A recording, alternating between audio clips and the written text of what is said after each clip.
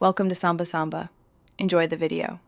You start by making a quick backup so you can always revert. Once done, choose an editor that shows structure. Notepad++ or VS Code are best for Json. Make sure you open the file with the editor and confirm UTF-8 encoding. This prevents character corruption. Then scan the top-level keys and values to understand the schema.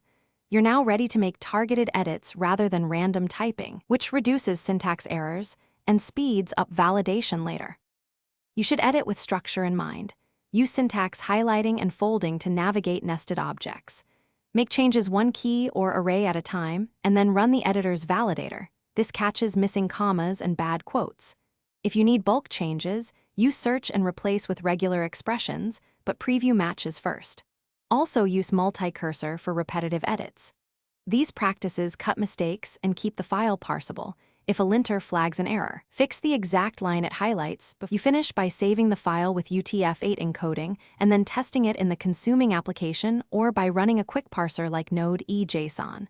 Parse, require, fs. Read file sync file, JSON UTF-8. If the app rejects it, validate the file and inspect the exact error line.